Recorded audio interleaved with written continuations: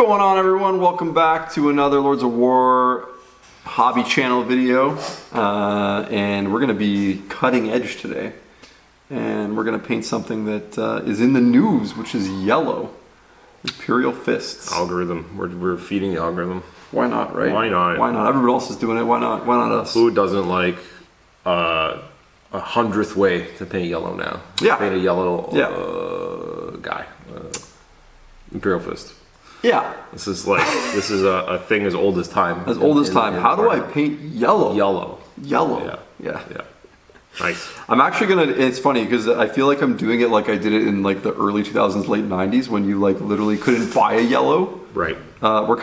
It's funny how like contrast paints are basically like that again, where you're painting it like you painted it when you didn't have something that covered very well. That's true. So That's true. An old trick recipe used to be like a tan flesh or like a light brown kind of color, a warmish brown, so you can use any of those. In this case, I've got topaz skin or whatever because it's what I had lying around. Topaz skin. Yeah. So you're not painting it pink first? I mean, there's pink in there, but There's pink in there, yeah. people. That's a thing that people always like. Do you pink undercoat? I'm like, okay. I don't know what I'm doing, so I mean, obviously, I'll take that as a great assault. Okay. Before like get to the point. Okay. Yeah. So I've got my so you base coated your guy here, yeah. base coated, ready to go, and I'm gonna do some. I figured for most people that are watching this, they want something that's quick and easy, and you can apply harder techniques to this if you want to, but I'm gonna just do it for the everyday man, for the working class painter out there that wants to punch the clock and get their army done in a reasonable amount of time. Does that person actually paint? For the working class guy. For the working class guy, okay. I've got my trusty Artist Opus Small Plus. So it's a little bigger than the small. A little bigger than a small, a little smaller than a medium. It's a medium, if you will. I always found that interesting, but you know what? More sizes are good. Why not? Why not? We can get really technical with our sizes. So you got like a tiny amount on your brush, and you're actually kind of want to do more of an overbrush here. And you're just smashing it on here, yeah. Kind of gonna actually do a little bit of a little bit heavier than this because I want. Yeah. So basically, Chris is slap dropping here. Whoa! Hey. Huh? Well, we don't have to give it a name. I thought that was the technical term. That's the technical term. Yeah, that's what everyone calls it. So, I guess. Got a little bit more water on my dry brush here, just to kind of. You're not even going. I want a little bit more. So basically, the extra a little bit of water, like a tiny fraction of water, is here to remove like graininess. Stretches the paint farther, so it's not just like super dry on the brush.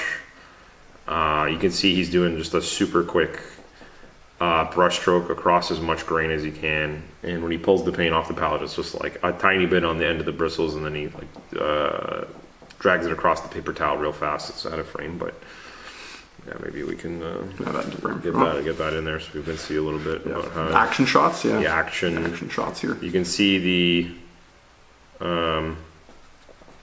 the overbrush that's happening here. I always check first. Well, they have a texture palette too that you probably could use for this, where you can kind of check your consistency. People often ask me, like, is this Artist Opus texture palette, this like $30-$40 thing? Like, it seems really, it's just a piece of wood with some stuff cut in it. I'm like, yeah, it's actually extremely useful. You can make your own, sure. But it's here already, so check it out.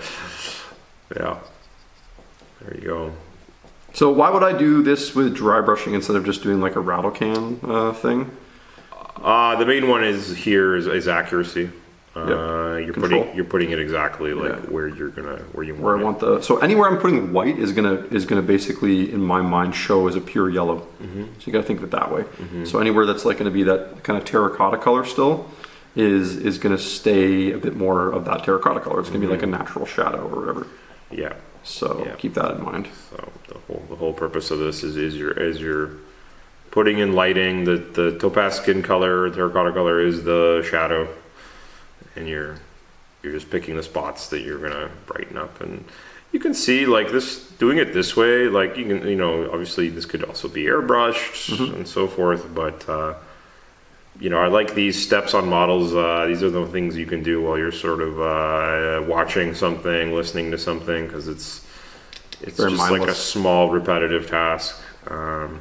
But I think something not to undersell what's making this work well is as I can tell, you're also not you're letting the brush drag a lot, and it's not a lot of force being applied. And the reason I'm going to show a little bit for Artistopus, as people often also grab, because there is a significant price discrepancy between this Artistopus brush and a Vallejo dry brush or a Army Painter dry brush. Those brushes are a lot softer. They don't have the same, like, I don't know what you want to call it. The Opus brush is soft, but also like strong, or like has some rigidity to it. So it hits these textures really well. It hits all these little raised bits really well, and it doesn't flop around when it gets a bit moist. And so you can get these nice soft transitions. You're not going to be able to do this because the brush doesn't. The other brushes I mentioned don't spring back into shape as well. You could say this has more like snap than those brushes do. Probably because it's got more bristles per like square inch or whatever you want to call it. Talk about technical terms. Yeah. Snap. It has snap. Yeah. Snap is a thing. People ask Definitely. about brushes. Yeah. How well it snaps back into place. So, yeah. Just quickly. People are like, why didn't you edit this? Yeah. Well, because people want to see where to put the paint, right? Exactly. I think there's a lot of thought. I mean, I'm brushing over a lot of things here, but like the fact that I'm not gonna hit the bottom, like the front pads that are like clearly in a shadow. Yeah. There's a lot of thought put into that, right? Yeah. The questions like people ask me when they're doing this sort of stuff is like, oh, where does the paint go, right? Like where do I put the paint? I'm just gonna try to make sure this is smooth up here on the top of the pad. Yeah. You took rubbed some off there by accident. Yeah. Rubbed it. I should be using my painting handle, but I didn't magnetize the base. So. Yeah.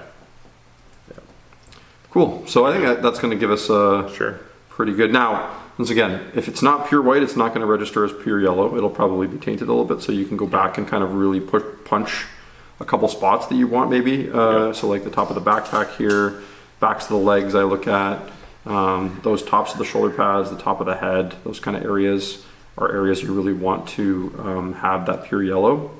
So I might just touch those again really quick. The knee pads, the tops of the feet. But for the purposes of this demo, I think we're pretty happy with that. Got our dry brushed Space Marine. Yep. Rinse my brush off here. And I gotta protect my investment. Yeah. Yeah. That's the wonderful thing about these though. I have complete side note, I have the extra small size Yep. that I've been using on my tank trim to dry brush because you basically Tiny. need it that small. Yeah. And I've been like jamming it and stippling with it and beating the hell out of it. I've done 12 tanks and it's still alive. Yeah. And I can't believe it. Yeah. Yeah. No, they take a beating. Yeah. I know when they're new, they do flake a few brushes early on, but then they Oh, hello. Who's this? Oh, this one? Oh. Don't show that. No one can no. buy this. This is out of stock. It's already faded. The thing. Yeah, this is our favorite brush, special brush. You can go back a few videos and check it out. It's just a really soft synthetic brush made by AK for use with their quick gen paints, and become a fan favorite here. I actually haven't used the space yellow, which is like kind of Space cool. So yellow. we're going for medium intensity here. So. Medium. Excuse me. The nice thing about that is it means it's gonna show through a little bit more than if we went high intensity. Yep. And obviously a low would be more like a wash. So we do want a lot of staining still with this. So Very vibrant. so I'm hoping this is a very Imperial Fisty kind of color. Like everyone's seen videos with Imperial Fists, so we don't need to go there. You know. All right. Let's see how off we are here. You know. Color looks right on the palette. Oh. There she goes. That's actually a lot more opaque than I would have thought. Yeah, thin it down a little. Yeah. Again, the camera is adding a bit of contrast here itself. The color in reality is more saturated. It's not as what do you call it? Like this, like kind of what's the word? Oh my god, plain. It's not as oh my god, my brain isn't working. Pale. That's the word I'm looking for. Oh yeah, Pale. It's not yeah. as pale. The camera always does that, right? Camera is adding a bit of just brightening it up. It's automatically adjusting and adding some. You can see when Chris moves his hand away, it's darker. The camera calms down a bit. So you're getting that like Yeah. Shadowing effect there. Yeah.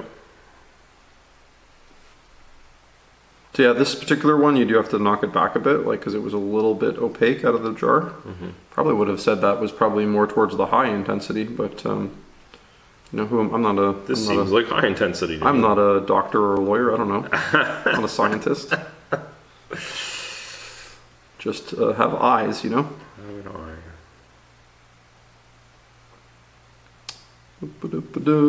Yeah, I mean, this is really what you're trying to do here is you're just trying to evenly spread it like a glaze across the whole miniature.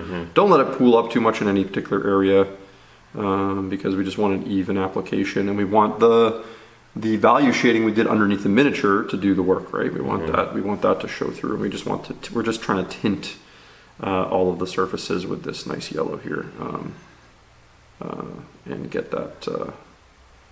Fisty, Mr. Fisto color scheme going nicely. And this, like I said, all these steps you could actually just do through your airbrush. So maybe we'll do a video in the future. We keep saying we're going to do airbrush videos, but they're we have a set amount of time we can do videos in our work schedule when Jay and I are working together, and the airbrush videos do require a lot more like thought and process and setup time and that sort of thing. So Yeah, last week I did a masking and stripe painting on some iron wires. You can check that one out. It was not too bad. Get an idea of my workflow a little bit, thinning the paint and spraying it on. That's good. Jay was very generous with his time. Yeah. Chris made 2 like really simple videos, and I was like, I'm gonna do this. And we taped, we masked with 3 colors. Peeled the tape, did it all. Yeah. So sometimes it helps sometimes too when we have our own like little personal hobby things that we're doing that we're like, oh, this would actually be a good video or whatever. Yeah. So it's kind of nice that there's some stuff there going on. I don't know how many more Solar Auxilia videos I can do. Though. We're gonna be like, okay, this is. We get it, man. That's a lot of solar rocks. We get it.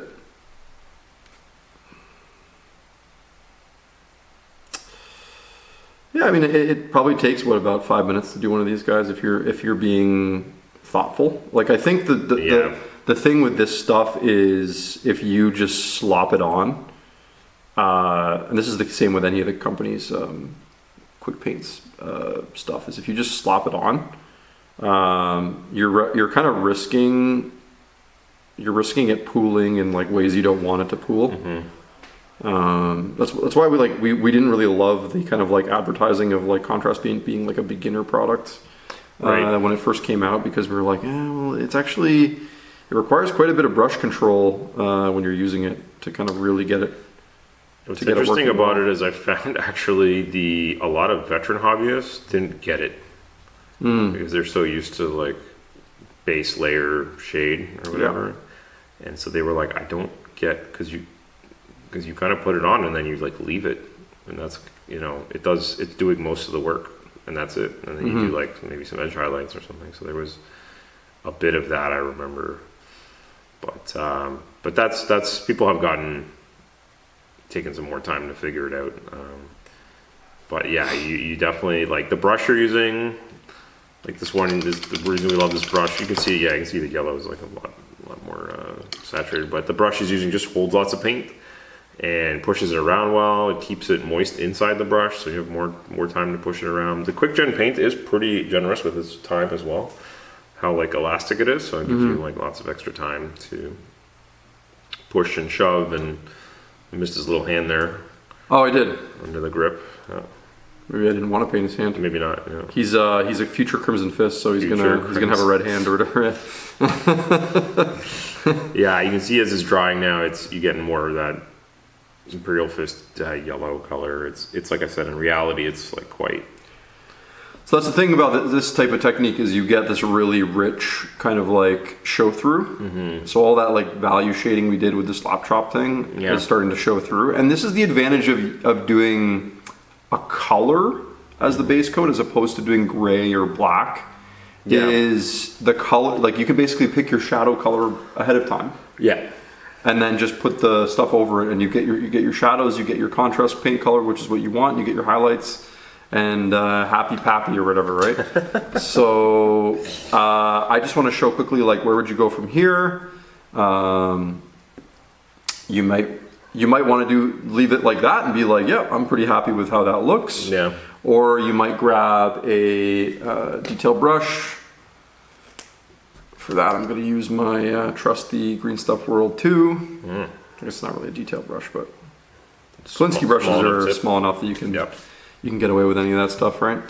And what I would traditionally do on a Space Marine like this is I'm going to use ice yellow, because it's basically, well, it's yellow plus white, right? So Yellow plus white. You could even use pure white if you wanted to, but I think ice yellow is a good color. And what you would do is essentially you're just gonna pick out the ridges on the armor plates, right?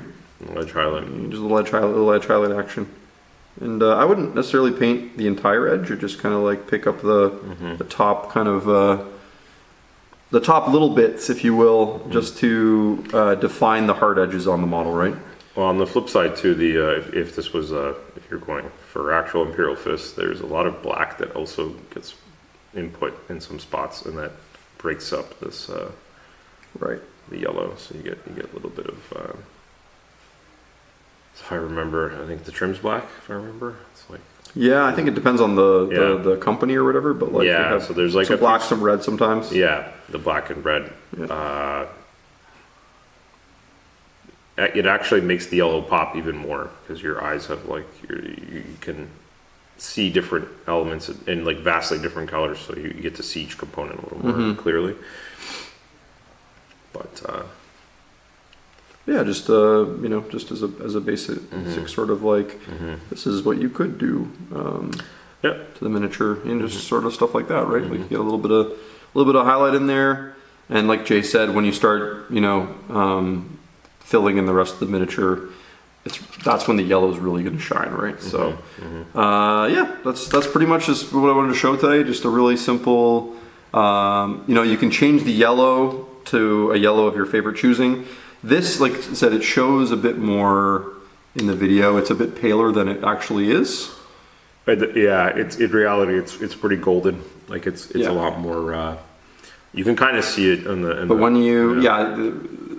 you're picking your paint, like just go with the tone of the contrast paint, special speed paint, whatever quick gen thing you want to use. Go off the tone and pick your yellow tone. You can follow all the same steps. Like you said, you can use a flush color underneath. You can use gray if you really want to, but I think the flush tone or the warm light browns will probably work best for shadows for yellow.